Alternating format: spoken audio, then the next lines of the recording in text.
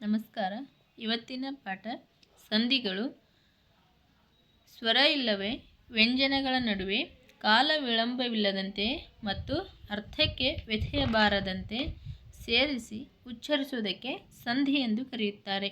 ಉದಾಹರಣೆ: ಮಳೆ ಅಧಿಕ್ ಕಾಲ ಮಳೆಗಾಲ, ಹಳೆ ಅಧಿಕ್ ಕನ್ನಡ ಹಳೆಗನ್ನಡ. ಸಂಧಿಯಲ್ಲಿ ಮುಖ್ಯವಾಗಿ ಎರಡು ಪ್ರಕಾರಗಳು. ಅವುಗಳೆಂದರೆ ಕನ್ನಡ ಸಂಧಿಗಳು ಮತ್ತು ಸಂಸ್ಕೃತ ಸಂಧಿಗಳು.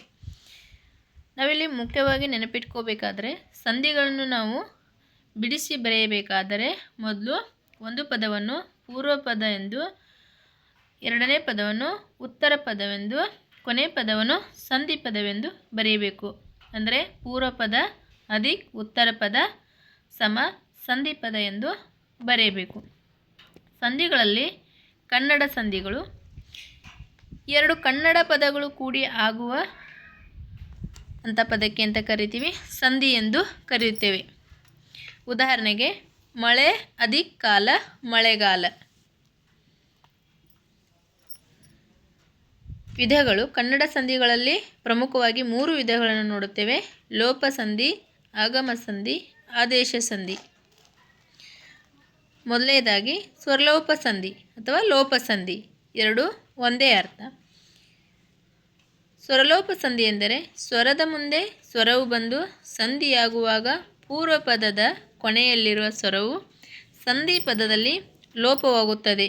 ಇದರಿಂದ ಮೂಲ ಅರ್ಥಕ್ಕೆ ಬಾಧೆ ಬರುವುದಿಲ್ಲ. ಅಂಥ ಒಂದು ಸಂಧಿ ಪದಕ್ಕೆ ಸ್ವರಲೋಪ ಸಂಧಿ ಎಂದು ಕರೆಯುತ್ತೇವೆ. ಉದಾಹರಣೆಗೆ ನೀರಿಲ್ಲ ಎಂಬ ಪದವನ್ನು ನೀರು ಅಧಿಕ್ ಇಲ್ಲ ನೀರಿಲ್ಲ. ನೀರು ಇದು ಪೂರ್ವ ಪದ, ಇಲ್ಲ ಎನ್ನುವುದು ಉತ್ತರ ಪದ, ಸಂಧಿ ಪದ ನೀರಿಲ್ಲ. ಅದೇ ರೀತಿ ಊರು ಅಧಿಕ್ ಊರು ಊರೂರು. ಇನ್ನು ಊರು ಅಧಿಕ್ ಇಂದ ಊರಿಂದ.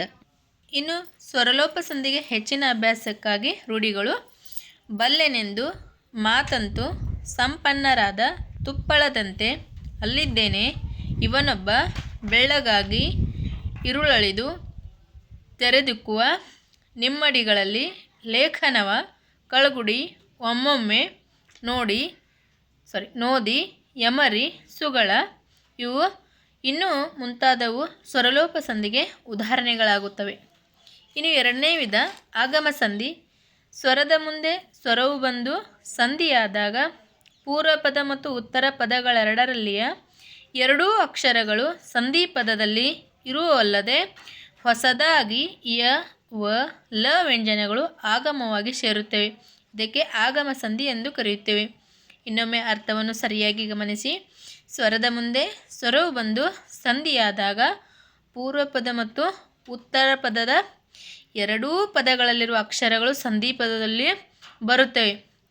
ಮತ್ತೆ ಹೊಸದಾಗಿ ಯ, ವ, ಲ ಈ 3 ವ್ಯಂಜನಗಳು ಆಗಮವಾಗಿ ಬಂದರೆ ಅದನ್ನು ಆಗಮ ಸಂಧಿ ಎಂದು ಕರೆಯುತ್ತೇವೆ. ಉದಾಹರಣೆಗೆ ಕೈ ಅಧಿಕ್ ಅನ್ನು ಕೈಯನ್ನು, ಹಳ್ಳಿ ಅಧಿಕ್ ಅಲ್ಲಿ ಹಳ್ಳಿಯಲ್ಲಿ, ಭಾವನೆ ಅಧಿಕ್ ಉಂಟಾಯಿತು ಭಾವನೆ ಉಂಟಾಯಿತು.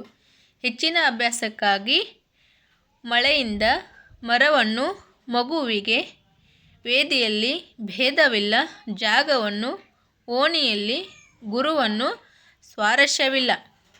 ಇನ್ನು ಮೂರನೇ ವಿಧ ಆದೇಶ ಸಂಧಿ. ಉತ್ತರ ಪದದ ಆದಿಯಲ್ಲಿರುವ ಕತಪ ವ್ಯಂಜನಗಳಿಗೆ ಕ್ರಮವಾಗಿ ಗದಭ ವ್ಯಂಜನಗಳು ಆದೇಶವಾಗುವು.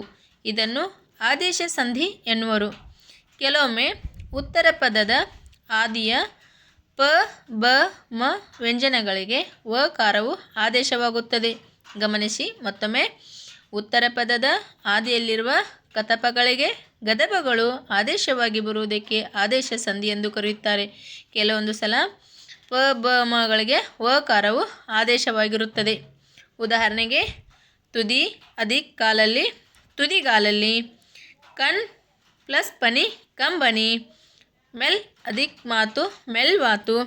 ಹೆಚ್ಚಿನ ಅಭ್ಯಾಸಕ್ಕಾಗಿ ಉದಾಹರಣೆಗಳು: ಹುಲಿದಗಲು, ನೀರ್ವನಿ, ಕಡು ಎಳಪು, ಹುಲ್ಲುಗಾವಲು, ಬೆಂಬತ್ತು, ಮೈದೊಳೆ, ಕೆನೆವಾಲ್ ಇತ್ಯಾದಿಗಳು.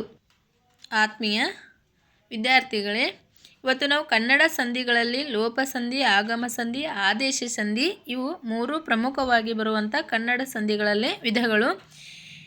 ನಾನು ಈ ಸಂಧಿಗಳನ್ನು 8, 9 ಮತ್ತು 10ನೇ ತರಗತಿ ಹಾಗೂ ಅರಳಿಗುಪ್ಪೆಯವರ ವ್ಯಾಕರಣ ಬುಕ್ಕನ್ನು ರೆಫರ್ ಮಾಡಿ ಅಲ್ಲಿ ಬರ್ತಕ್ಕಂಥ 8, 9, 10ನೇ ತರಗತಿಯಲ್ಲಿ ಬರ್ತಕ್ಕಂಥ ಎಲ್ಲ ಉದಾಹರಣೆಗಳನ್ನ ಒಟ್ಟುಗೂಡಿಸಿ ಇಲ್ಲಿ ವಿವರಿಸಲು ಪ್ರಯತ್ನಿಸಿದ್ದೇನೆ.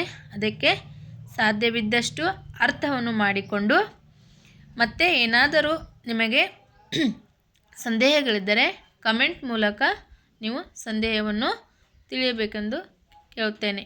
ಧನ್ಯವಾದಗಳು.